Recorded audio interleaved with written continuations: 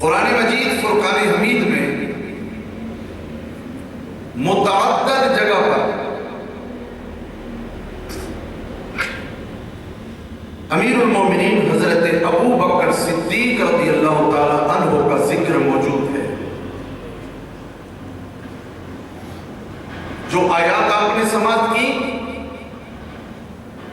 یہ سورہ لیل یہ بھی آپ ہی کی شان میں نازل ہوئی.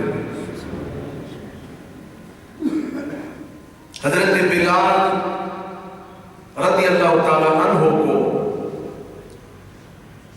آپ نے چادر اور سونا دے کر جب آزاد کروایا،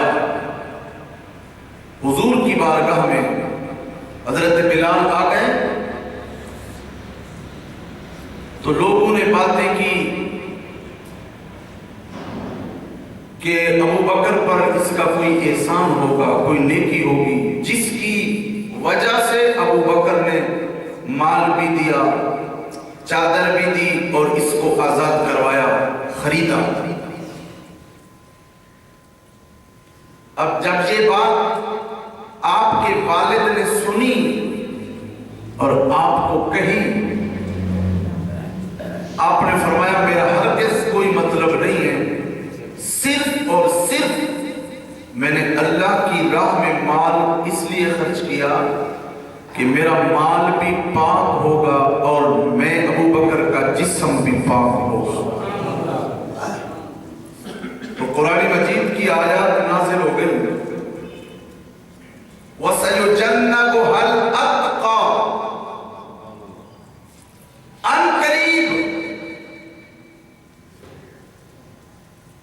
جو سب سے زیادہ پرہیزگار اور متقی ہے وہ جنت میں جائے گا.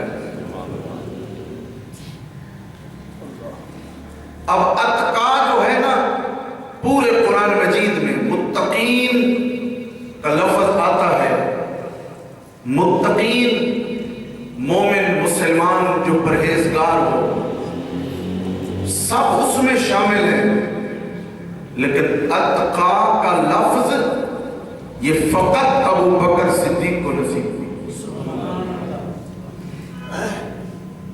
اتقا یہ واحد ہے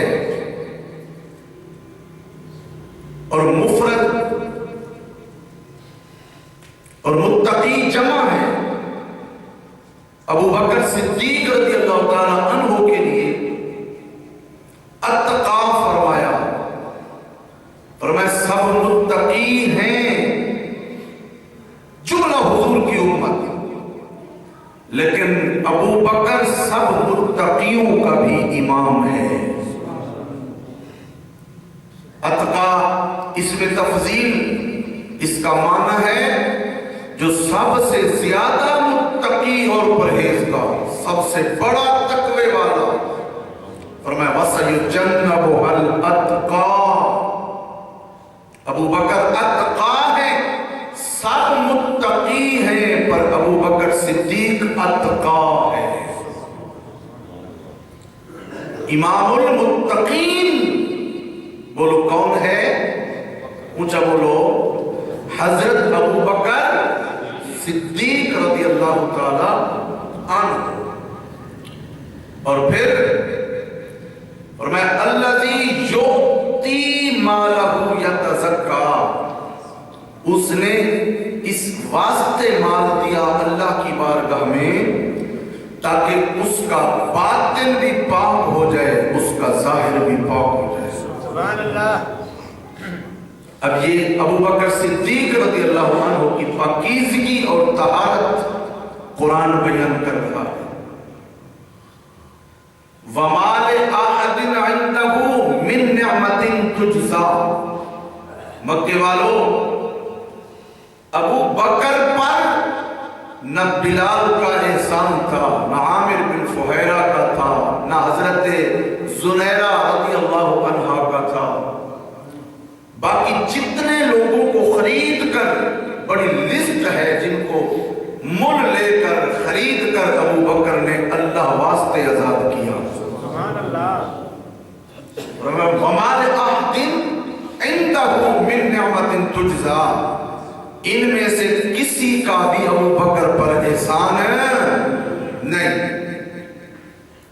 تو بھئی پھر کیوں اتنا خرچ کیا؟ اگلی آیت اس کی وضاحت کرتی ہے، إِلَّا ابْتِغَاءَ وَجْهِ رَبِّهِ الْأَعْلَىٰ، صرف اس لیے ابو بکر خرچ کرتا تھا تاکہ میرا اللہ مجھ پہ راضی ہو جائے،